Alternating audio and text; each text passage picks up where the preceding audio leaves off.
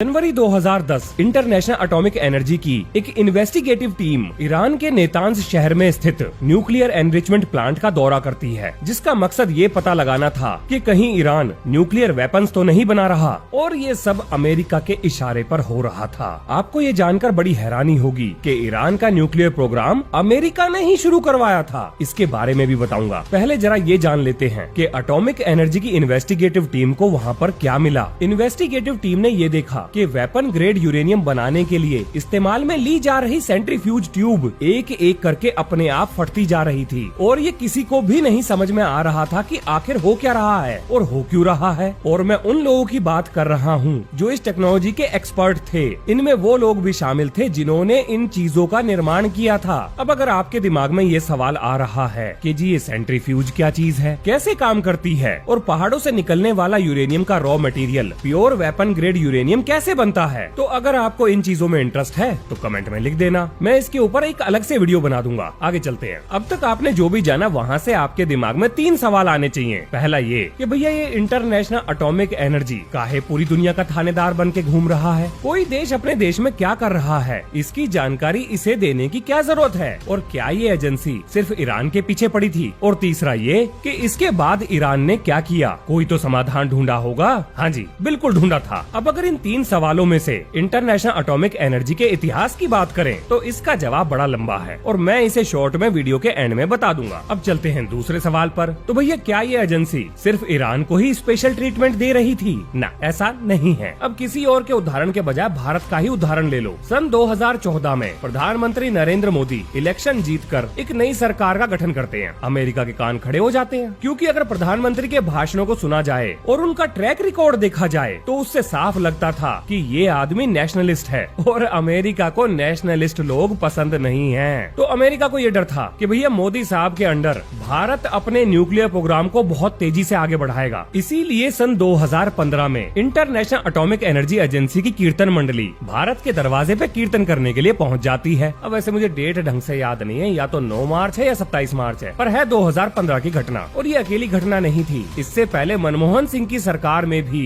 International atomic energy agency की investigative team Bharat में कीर्तन के लिए आती रहती थी, और ये स्पेशल ट्रीटमेंट हमें ही नहीं मिल रहा था, बल्कि ये दुनिया के अलग अलग देशों में भी ये काम करते हैं, लेकिन ईमानदारी से नहीं करते। तो यहाँ से आपको आइडिया लग गया होगा कि ये संस्था किसी भी देश में जाके धमक पड़ती थी। अब चलते हैं तीसरे सवाल पर। जब ईरान की न्यूक्लियर फैसिलिटी में सेंट्रीफ्यूज ट्यूब फटने लगी तो ईरान ने क्या किया? तो जी ईरान ने छोटे रूस से संपर्क किया, और छोटे रूस से मेरा मतलब है बेलारूस। और अगर आप ये नहीं समझ पा रहे हैं कि मैं बेलारूस को छोटा रूस क्यों कह रहा हूँ, तो लुकाशेंको का इतिहास पढ़ लेना, समझ में आ जाएगा। आगे बढ़ते हैं। अब ईरान की सिक्योरिटी एजेंसी बेलारूस की कंप्यूटर फर्म से संपर्क करती है, जो साइबर सिक्योरिटी के मामले में थोड़ी एक्सपर्ट थी। अब इससे पहले कि मैं आगे बढ़ूं, यहाँ पर एक चीज समझ लीजिए। ईरान की न्यूक्लियर फैसिलिटी में जो कुछ भी हो रहा था वो किसी को भी समझ में नहीं आ रहा था, लेकिन आप ये मत समझ लेना कि ईरान के अंदर सिर्फ यही एक गड़बड़ चल रही थी। नहीं जी, ईरान में नेशनल सिक्योरिटी से जुड़े हुए जो कंप्यूटर्स थे वो अपनी ही अलग खिचड़ी पका रहे थे। उनके अंदर भी जबरदस्त गड़बड़ चल रही थी। तो ईरान की नेशनल सिक्योरिटी या साइबर सिक्योरिटी से जुड़े हुए जो लोग थे वो बेलारूस में संपर्क करते हैं। अब ये घटना जाकर जुड़ेगी ईरान की न्यूक्लियर फैसिलिटी से। सारी चीजें विस्तार में बताता हूँ। ईरान की सिक्योरिटी सर्विसेज ने बेलारूस में संपर्क किया, जहाँ उन्होंने ये बताया कि उनका कंप्यूटर अपने आप को बार बार रिबूट कर रहा है, यहाँ तक कि हार्ड ड्राइव को निकालकर पूरी तरह से साफ करके, बोले तो सारा डाटा डिलीट करके, फॉर्मेट करके दोबारा लगाने के बाद भी ये समस्या दूर नहीं हो रही। अब बेलारूस में बैठे इंजीनियर ने जब ईरान के ऑपरेटिंग सिस्टम के कोड को खंगाला तो उन्हें पता लगा कि इसके अंदर तो एक प्रोग्राम छुप कर बैठा है, और उसे नाम दिया गया स्टक्सनेट का। और कमाल की बात ये है कि ये जो स्टक्सनेट था ये सिर्फ ईरान में ही नहीं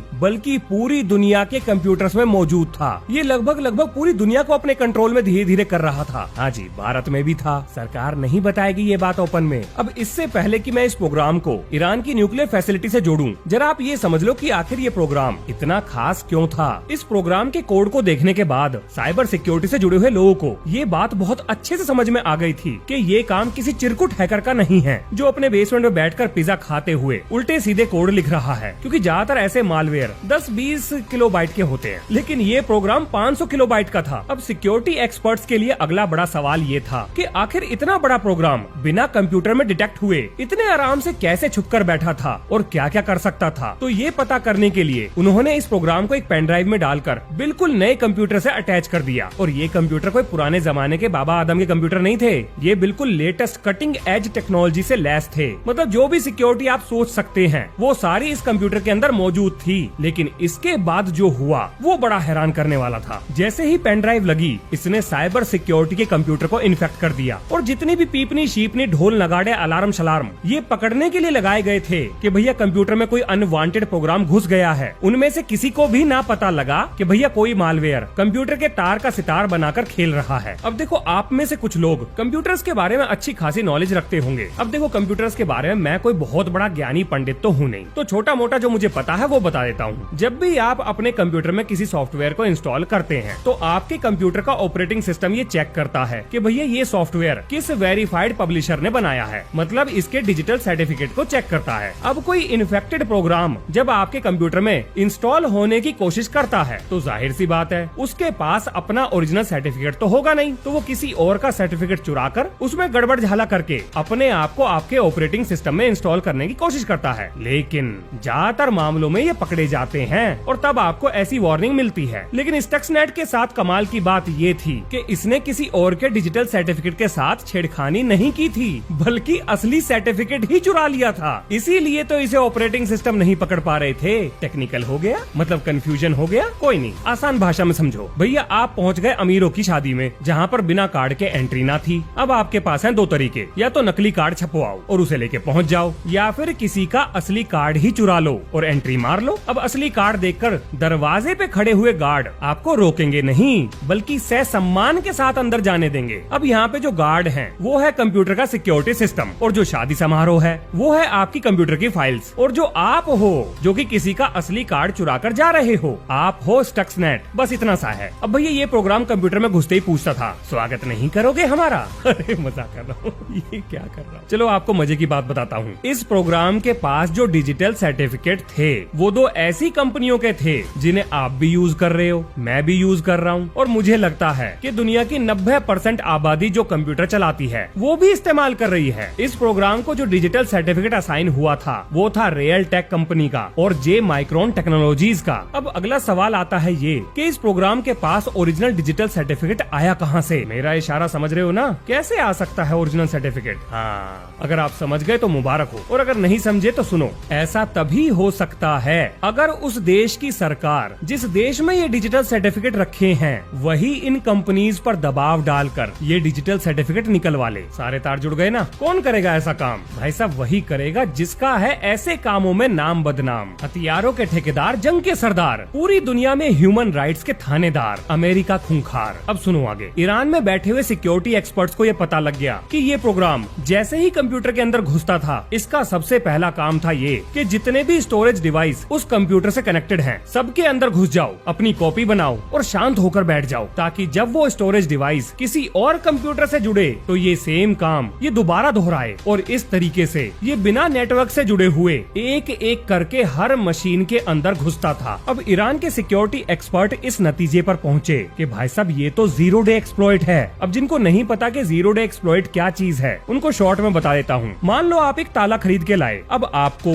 और ताला बनाने वाली कंपनी को दोनों को नहीं पता कि बिना चाबी के ये ताला कैसे खुलेगा, लेकिन तीसरे बंदे को पता है। यानी ये ताला उस तीसरे बंदे के खिलाफ जीरो डे प्रोटेक्शन दे रहा है, मतलब कोई प्रोटेक्शन नहीं दे रहा। अब बिल्कुल इसी सिद्धांत पर जो सिक्योरिटी सॉफ्टवेयर्स हैं, अगर वो किसी प्रोग्राम को पकड़ ना पाए तो इसे जीरो डे एक्सप्लॉइट कहा जाएगा। डार्क नेट के ऊपर जीरो डे एक्सप्लॉइट नाम से सॉफ्टवेयर हजारों डॉलर्स में बिकते हैं। ये एक्स्ट्रा जानकारी के लिए बता रहा हूँ। इसके बाद ईरानियन सिक्योरिटीज को ये पता लगा कि भाई साहब ये प्रोग्राम तो डाटा चोरी करता ही नहीं था। कहने का मतलब ये हुआ कि ना तो इसे आपके पासवर्ड चाहिए, ना आपके कंप्यूटर में रखी हुई सीक्रेट फाइल चाहिए। इसे उन चीजों से कोई मतलब था ही नहीं, बल्कि इसके इरादे इससे भी कुछ बड़ा करने के थे। ये पीएलसी को कंट्रोल करने की कोशिश कर रहा था, उसके प्रोग्राम से छेड़खानी कर रहा था। पीएलसी होते हैं प्रोग्रामेबल लॉजिक कंट्रोलर। अब ये कहाँ काम आते हैं? जो ऑटोमेशन इंडस्ट्री होती है, मतलब क्या क्या है इस बात का? आप कुछ ऐसे मानो कि कोई कोल्ड ड्रिंक की फैक्ट्री है जहाँ सारा काम मशीनों से हो रहा है। तो बोतल पहले धुलेंगी, उसके अंदर कोल्ड ड्रिंक जाएगी, फिर ढक्कन लगेगा, फिर लेबल लगेगा, फिर पैकिंग होगी। ये सारा काम एक एक करके मशीनों पर होता रहेगा। वहाँ पर मौजूद जो लेबर है या वर्कर है या इंजीनियर है, वो मोटा मोटा देखभाल का काम करेंगे। तो ये जो अपने आप काम करने की प्रक्रिया है,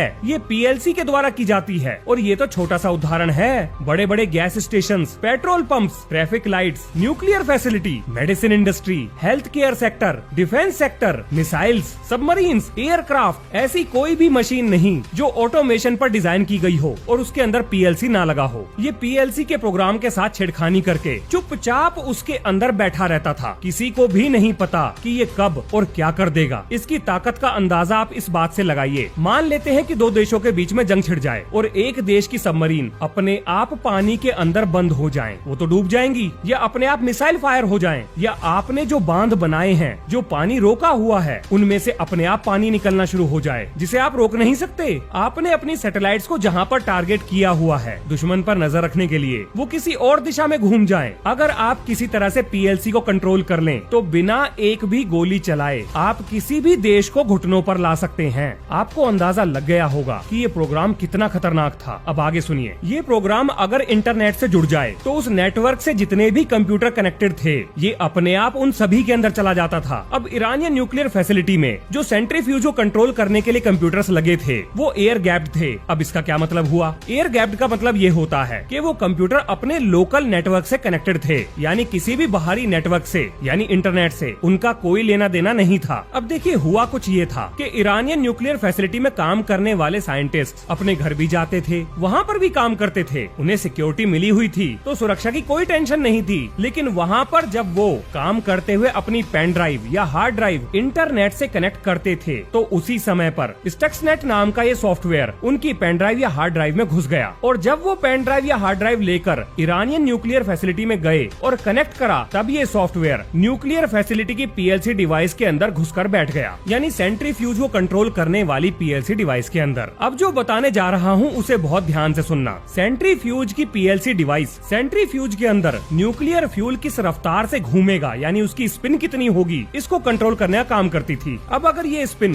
थोड़ा धीरे या थोड़ा तेज हो जाए तो सेंट्रीफ्यूज ट्यूब फट जाती थी। अब आप समझ पा रहे हो कि ईरान के अंदर जब इंटरनेशनल एटॉमिक एनर्जी एजेंसी के लोग आए थे, तब सेंट्रीफ्यूज ट्यूब क्यों फट रही थी? इस काम के पीछे स्टक्सनेट ही था। अब आपको एक और कमाल की चीज बताता हूँ। जब स्टक्सनेट सेंट्रीफ्यूज के पीएलसी में घुसा तो उसने डाटा को इकट्ठा करना शुरू कर दिया। और कमाल की बात ये है कि जब उसने सेंट्रीफ्यूज के स्पिन की रफ्तार को बढ़ाया, तब जाहिर सी बात है जो वहाँ पर टेक्नीशियन बैठे हैं उन्हें ये बात पता लग जाएगी। और जब उन्होंने डाटा को चेक करा, तब स्टक्सनेट ने जो पिछला डाटा वहाँ से कलेक्ट किया था उसको ओरिजिनल डाटा के साथ बदलकर स्क्रीन पर वो डाटा दिखाया जो बिल्कुल एक्यूरेट था। अब टेक्नीशियन अपना सर खुजाने लगे, क्योंकि कंप्यूटर के डाटा के हिसाब से सब कुछ नॉर्मल है, लेकिन नॉर्मल लग नहीं रहा। ये बहुत खतरनाक चीज थी। इससे जुड़ी हुई वीडियो आपको अल जजीरा पर मिल जाएगी। उसको ईरानियन गवर्नमेंट ने अलाउ कर दिया कि भाई तुम शूटिंग वूटिंग कर लो और देख लो कि क्या हाल मचा रखा है अमेरिका ने यहाँ पर। अब आप सोच रहे होंगे कि भैया ऐसी जगह पर तो इमरजेंसी बटन होता है, उसे दबाओ और सब कुछ बंद कर लो। नहीं महाराज, इस प्रोग्राम ने इमरजेंसी प्रोटोकॉल भी बदल दिए थे,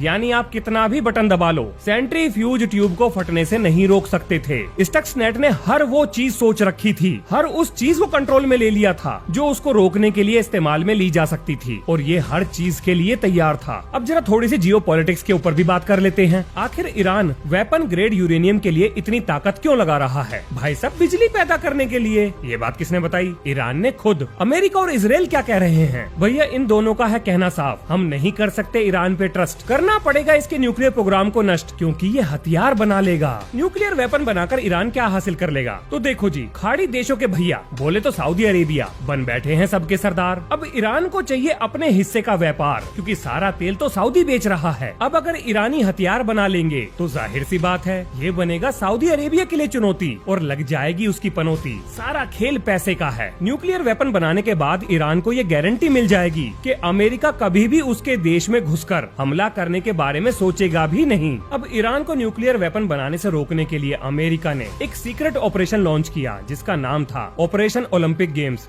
ये नाम बहुत अजीब है, पर यही रखा था इन्होंने, और ये साइबर सिक्योरिटी वॉरफेयर का हिस्सा था। अब क्या अमेरिका ने ये बात स्वीकार करी है कि उसने स्टक्सनेट को बनाया है? ना, बिल्कुल बिल्कुल भी ना, वो क्यों एक्सेप्ट करेगा। चलो अब वापस चलते हैं अपनी कहानी पर। अब जरा सोचो, अगर कोई आपके ऊपर हमला कर दे और आप लड़ने में सक्षम हो तो आप चुप थोड़ी बैठोगे। यही हुआ। अब ईरान ने भी भैया अपनी फौज तैयार कर ली जो कोडिंग में एक्सपर्ट थे। अब इन्होंने सबसे पहले सऊदी अरेबिया यानी अमेरिका के चिंटू पर नहीं, अमेरिका के चिंटू की कंपनी पर यानी सऊदी अरामको, जो दुनिया की सबसे बड़ी तेल कंपनी है, उसके हर एक कंप्यूटर को खत्म कर दिया, उनकी हार्ड ड्राइव को डिस्ट्रॉय कर दिया। और इसके बाद हमला हुआ अमेरिका पर। इन्होंने अमेरिका के फार्गो, पीएनसी और बैंक ऑफ अमेरिका में जबरदस्त उथल पुथल मचा दी। इनके बैंकिंग सिस्टम को पूरी तरह से ठप कर दिया। भैया इशारा बिल्कुल साफ था कि तुम अगर मेरे पीछे आओगे तो मैं भी तुम्हारे पीछे जाऊंगा। और उसी दिन से ईरान और बाकी देशों के बीच में चूहे बिल्ली का खेल ऐसे ही चलता जा रहा है। अब जरा कुछ सवाल जवाब हो जाए तो आज के समय स्टक्सनेट कहाँ पर है? भैया मार्केट में है, ओपन सोर्स है, इसका कोड अवेलेबल है, कोई भी डाउनलोड कर सकता है। ऐसा सोचना भी मत,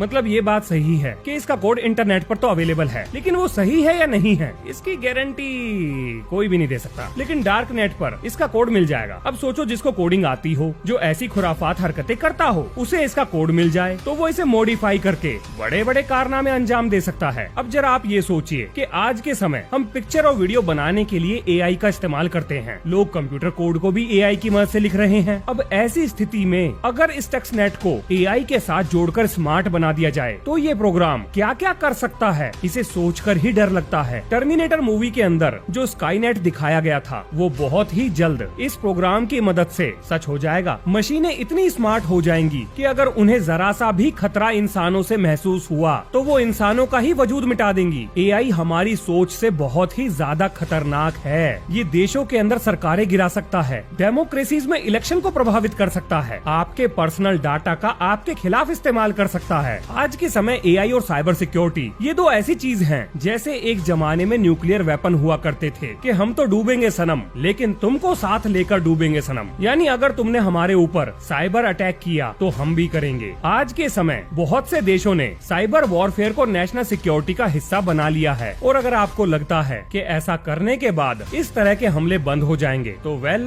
Chinese hackers targeted Indian government offices. Group was directly in communication with the Chinese government. It was hired to keep an eye on the state's quote-unquote enemies, both home and abroad.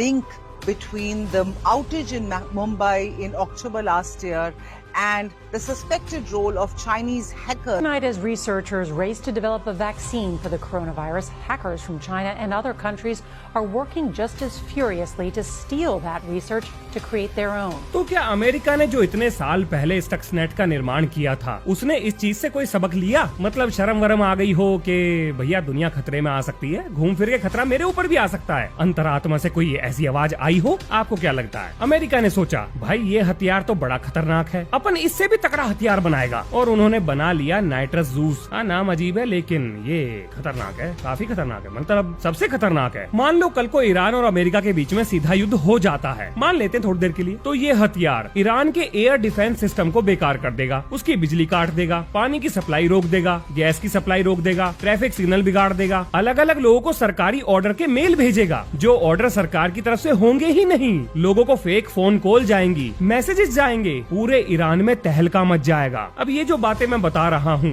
ये वाला हिस्सा थोड़ा conspiracy theory से जुड़ा हुआ है। मतलब America थोड़ी बताएगा कि हाँ मैंने ऐसा कुछ बना रखा है, तो मार्केट में मतलब समझ लो उड़ती उड़ती खबर है जो मेरे कानों तक भी आई। इसके बाद थोड़ा सा मैंने खोजबीन करी तो लग तो रहा है कि कोई खिचड़ी तो पक रही है। अब पिछले एक्सपीरियंस के बाद उससे अगर अपग्रेड किया जाए तो यही सब होना बाकी है। दुनिया में ऐसे कितने देश हैं जो इस तरह की टेक्नोलॉजी को बनाने में दिन रात एड़ी चोटी का जोर लगा रहे हैं। तो जी चाइना, रशिया, ग्रेट ब्रिटेन नहीं, काहे का great, not so great Britain, Canada और कौन है, ऑस्ट्रेलिया, हाँ हो सकता है, ईरान भी कोशिश कर रहा है, फ्रांस के पास तो है, जर्मनी भी, जापान और साउथ कोरिया भी और नॉर्थ कोरिया भी। अब आप पूछोगे इंडिया के बारे में बताओ, वो मैं नहीं बताऊंगा, चैनल बंद हो जाएगा। वैसे भी मोदी जी आजकल कुछ ज्यादा ही मेहरबान है सोशल मीडिया पर काम करने वाले लोगों पर। अब जरा थोड़ा सा इतिहास के बारे में बात कर लेते हैं कि ईरान का ये न्यूक्लियर प्रोग्राम आखिर शुरू कैसे हुआ, मतलब अमेरिका की मदद से कैसे शुरू हुआ। तो सुनो कहानी। 5 मार्च 1957 अमेरिकी राष्ट्रपति आइजनहावर ने एटम्स फॉर पीस नाम की एक